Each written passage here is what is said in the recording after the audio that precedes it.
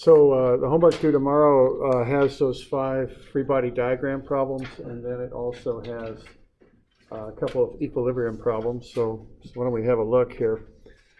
So what I would like you to do on this stuff is to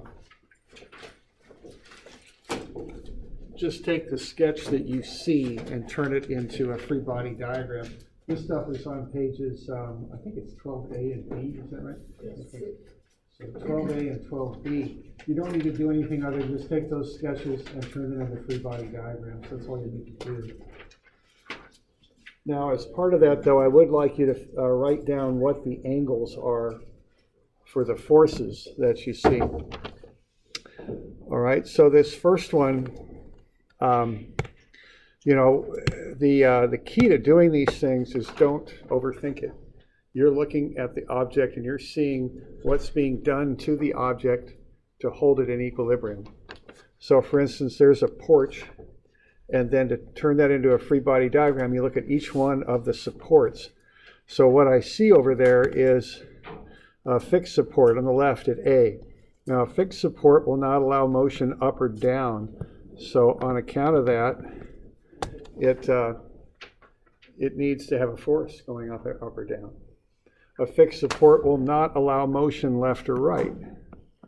So on account of that, it needs a force to the left or right. A reactive force, you might say. A fixed support also will not allow rotation. So it needs a couple, a reactive couple there to prevent that. Okay. Now with a smooth surface, the force will be normal to the flat surface there. So that's smooth. So there will be a force, a reactive force that's normal to the flat surface. The flat surface is the porch. You also have a cable going off like that. Okay. Now I want you to show, if a force is not vertical or horizontal, I want you to show its angle. So if you take the arctan of 1/3 there, you'll get the angle, and that's 18.4 degrees. So it's important that you put those angles in there too, because without them you can't really solve something when you start doing the numbers. Okay. We have the wind force there, and then you're also given the weight, which would act at the center of gravity. So that's basically what I'm looking for on that one. Okay. And again, the key is just to focus individually on the supports and put in reactions that would cause them to prevent the motion, any given motion. Okay. So we good with that? You have any questions on that? Okay. And we're looking at the porch, so we're showing how these things act on the porch. All right.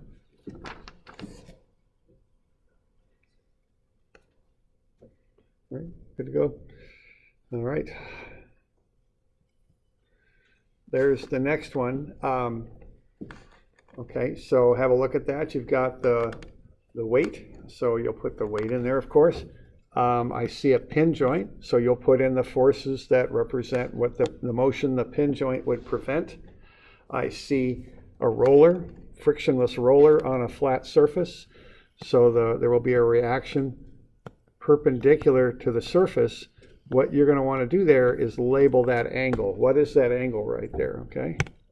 So get a label in there to show me what that angle would be. All right. So we good with that one? Mm-hmm.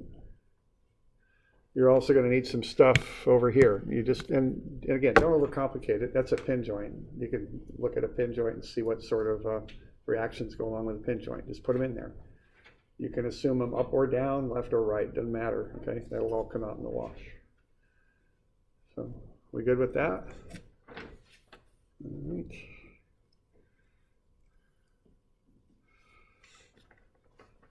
Okay, what you've got now is a glass plate, which is smooth, supported as shown.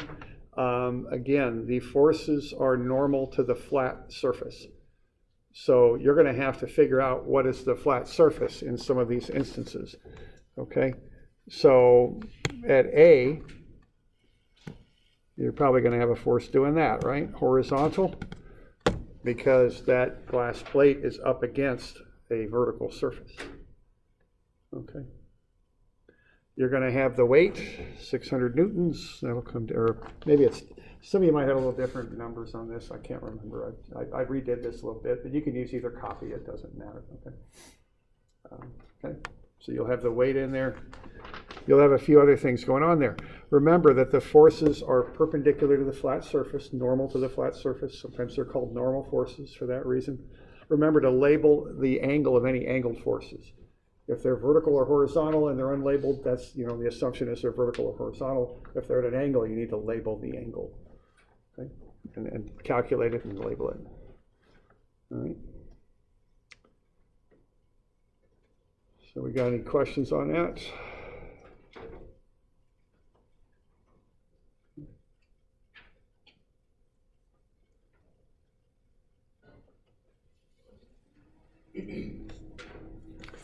Okay, we've got a stack of pipes. Your picture might be a little different. I don't know, you might have a whole bunch of pipes, whatever.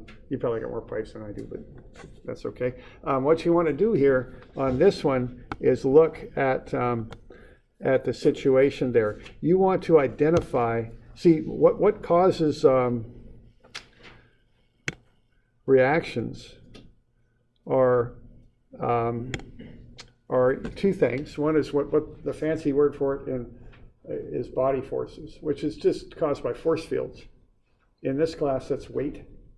Physics, you might get into electromagnetism or magnetism or something like that. For us, we don't really do that. We just do weight. Okay. So weight is one thing that will cause a force. And see, that's what's going on here, right? You're going to have a weight acting down at the center of that pipe. Okay. But you also have contact forces. So to find the contact forces, if it helps you, draw a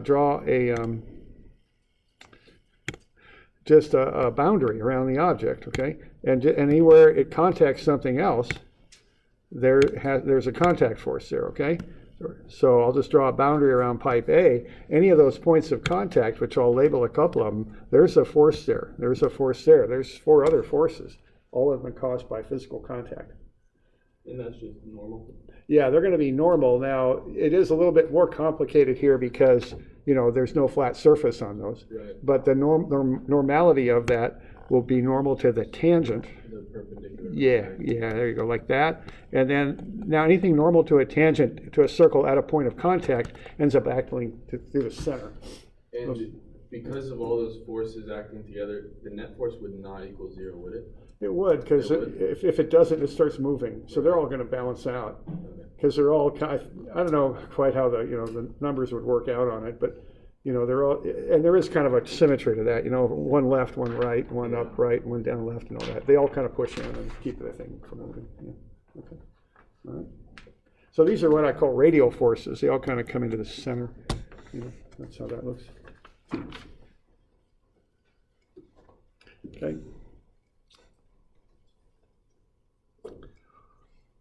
We good with that? Okay, the last one there, we have a motor applies a clockwise 1800 Newton meter couple, so get the couple on there. See, the motor's on a pin joint, so you have a pin joint right here, but you also have a couple, because what motors do is they turn things, they make things rotate. You've got the weight, so you're going to have the weights go at the center of gravity. You've got a roller at the other side. Okay, so these, once you kind of focus on what you need to do with these, they go pretty quick. You just kind of, you see a roller, you put a force in normal to the surface. You see a pin joint, you put in a couple forces, right? 2 forces, pretty straight up. Okay, questions on that?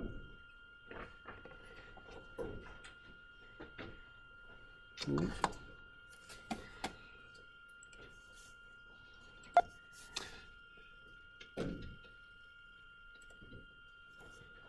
So there's 262 and 263. All right, so what we have there is a cantilever that's supported by the cable.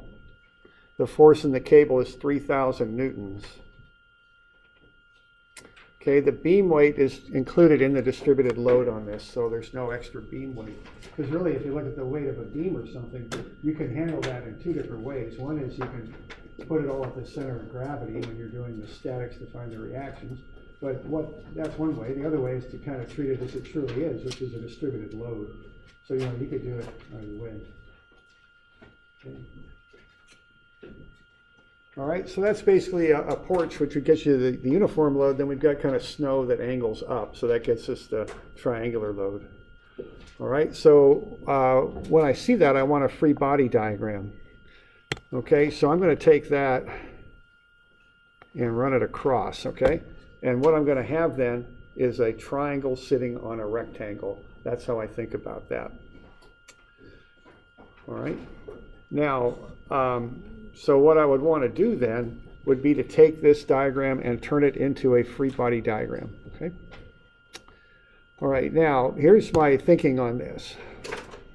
I see a cantilever support at A, and it's called out as such. Cantilever, another word for that, is a fixed support.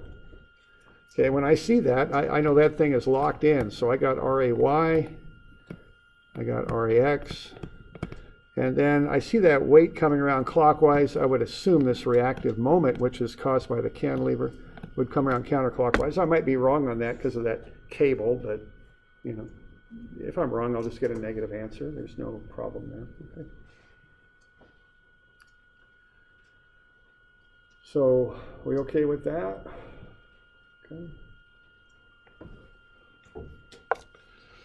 All right, so I got a cable. That's pulling that away with 3,000 newtons. That's tension. I'm looking at what it does to the porch, so it pulls on the porch.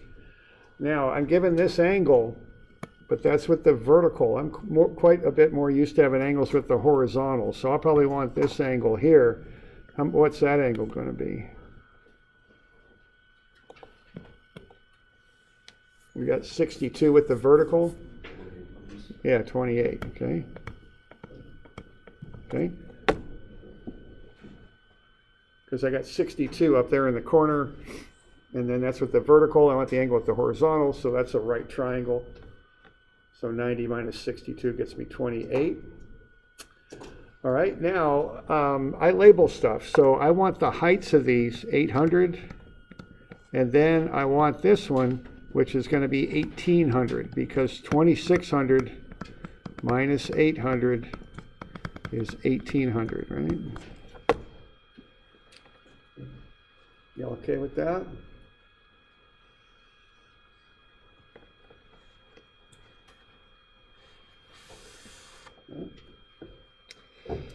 So then what I'm going to want to do is I'm going to want to find the loads associated with these different pieces here. So what I'm going to do with that is I'm going to take the 800 newtons per meter, which is the height of the rectangle, and that acts over 3 meters, right? So that ought to be 2,400 newtons. So that's going to go right there, okay? 2,400 newtons.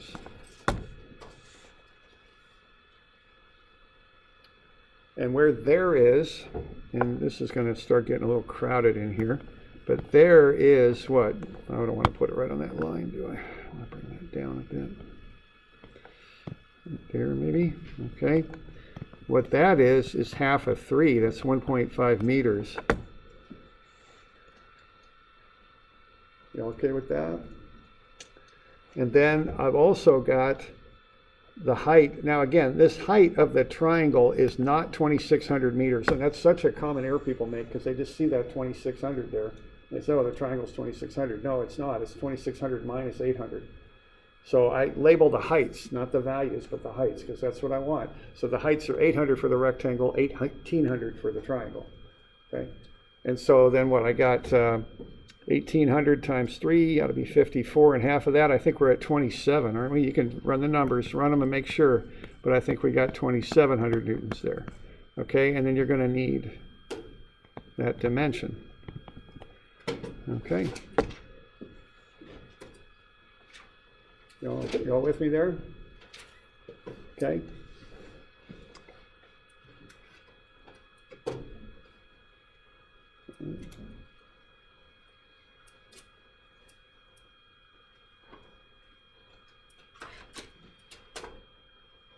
So what I suggest strongly on this stuff is you take that and you turn it into this first, and this is an independent step that you go through. Okay, so you got RAY, RAX, MRA, and then was it 2400 here? Was the other one 2700? Okay, and then of course, just to make this sketch into a real mess, I've got this going off this way too. I'm sorry about that. It's too much for me to just do in a hurry and make it look good. But that's 28 degrees, and that is 6,000, 9,000. What was it? Anybody remember? What was it? What, sorry? 3. Okay. So I was wrong twice there. Okay. All right, and then I want some dimensions on this thing. So this one is going to be 1.5 meters. The next one's going to be whatever it is, and then the last one is going to be 2.5 meters, right? Yeah, okay. Okay? I can handle that, okay? I can write up a nice equilibrium equation for that thing. The one on the right, I don't want to start doing both of these things at once. Okay? I'm just not smart enough for that. And I got over that quite a few years ago. I'm not really all that smart, okay? And so I do all this stuff to compensate for that. Okay? So when I'm out there setting grade stakes and the guy on the grader jumped off and ran over and said, hey, that one's wrong. What are we going to do about that? And I looked at it and said, no, that one's good. Here's why. Okay? Because I took my time on it. I'm sure I had it right. Okay? Were you a surveyor? Yeah, I'm not a surveyor. I've done surveying. And I got that. Doc told me once. Surveyor, in my mind, is someone who's a registered land surveyor. Mm-hmm. I've done some surveying. That doesn't mean I'm a surveyor. Oh, right. That's like, you know what I'm saying? So, but yeah, I've done some surveying. But I'm not going to call myself a surveyor because I'll be insulting a bunch of people who are, I know, and they won't like that too much. And I didn't learn all that. So, but yeah, I can set up an instrument and set some points and all that. That's pretty cool. Okay. So, but I just want to get that across to you. This is a more fundamental, I'm teaching you statics and that's important, but this is what engineers do. They take that and they turn it into that, and then they solve it. Okay? And we do it in steps. 1, 2, 3. And it's systematic, and we just work through it. That's what I'm trying to get across. And this will work in statics, it'll work in dynamics and strengths and thermodynamics and everything else. That skill. 1, 2, 3. That's important to learn.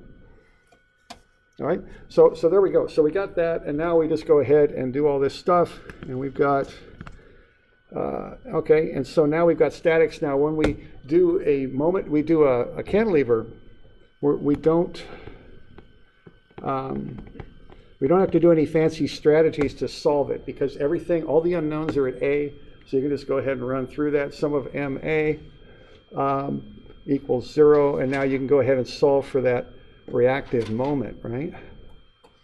So sum of MA is 0. What do we got? We've got negative 2,400 newtons, Y force, X distance, 1.5 meters. We've got minus 2,700 newtons times its moment arm. And then we're going to have plus, we're going to have a little trig function in there times the 3,000 newtons.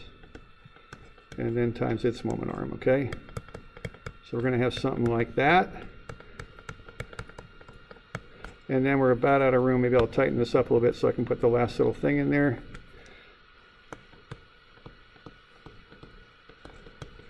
And then we got a moment arm there. And then as I have it drawn, that's counterclockwise, so that'll be plus MRA. Okay? And then I'm going to solve for MRA. And then I'm going to get that. Okay? And I'll solve for that. And I don't know what that number is. But 5479, thanks. 5479, and it's positive. And that'll be Newton meters for that. Okay? And then I'm going to go sum of fx equals 0 equals, I'm going to do all that stuff, and I'll get RAX, okay? So no fancy strategies on this. These just kind of come right out. That'll be 2649, and that'll be newtons, because that's a force reaction to the right. come around like that, and I'll go sum of Fy equals 0. And I'll go ahead and do that business there, and then I'll get whatever that is, 3692. And that'll be up. Okay.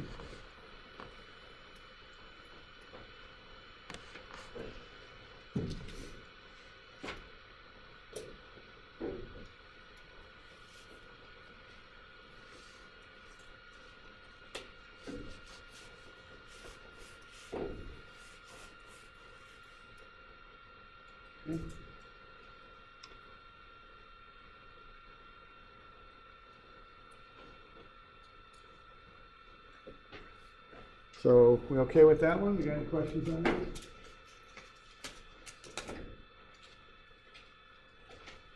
Next one's similar, but it's got a pin joint, and it's got a motor in there that creates a couple.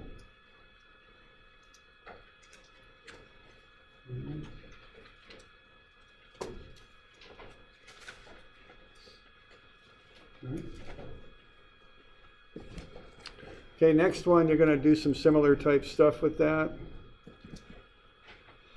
Here we go. All right, so what you're going to need to do with this next one here is you're going to see a pin joint, so you're going to label that. You see a hydraulic cylinder. Now notice we got 2 pins here, one there and one there. That's a link, is how that hydraulic cylinder functions. So the force will go between the pins. So that force is going to push up like that. Okay? And that will be 72 degrees. Okay?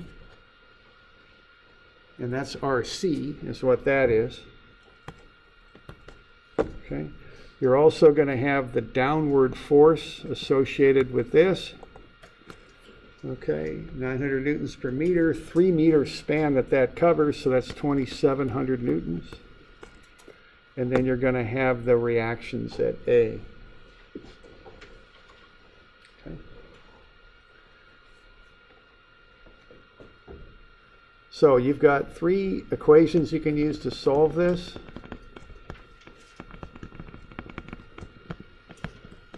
Okay. Now, the general thing on these, you know, and kind of on a lot of these homework problems, if you see a pin joint, there's 2 unknowns there. In statics, all you can solve for is 3 unknowns. So if you see a pin joint with 2 unknowns, you want to take moments about it, okay? Because that will allow you to solve for the remaining unknown. In statics 2D problems, you only can have 3 unknowns. If a pin joint has 2 of them, there's only 1 left. So if you take a moment about the pin joint, those forces go through it. In this case, point A. You can then solve for RC, okay?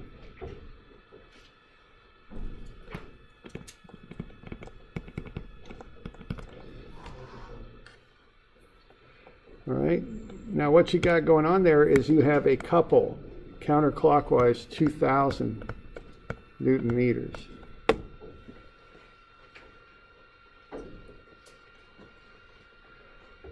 Okay. All right, then we've got, oh, I forgot the weight on there, didn't I? Let's get that. 600 newtons for the weight, forgot that. Okay, and so that will go into the moment equation. That's going to come around like so, clockwise, so negative 600 newtons times 2 meters. Okay.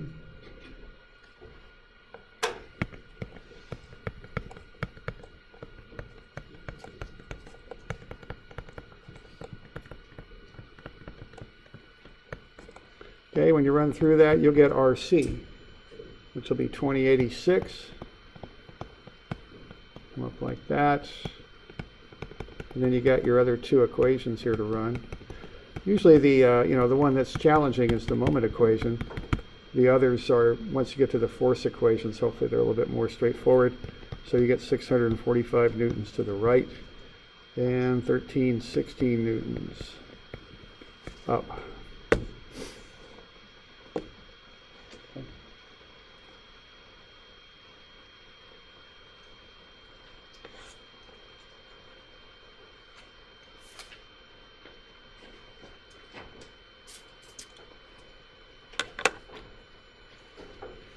Yeah, question? Those middle two terms with the blue arrow pointing to them, is that the top of that? Let's see. The 2700 maybe? Yeah, you got a couple, two more moment terms in there. One for the 2700 and the other for the hydraulic cylinder at sea. So you have to include both of those terms in your moment equation. Okay.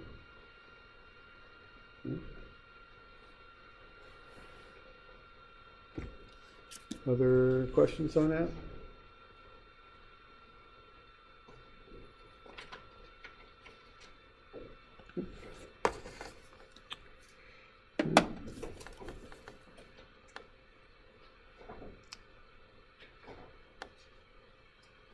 All right, so that's the homework that's due tomorrow.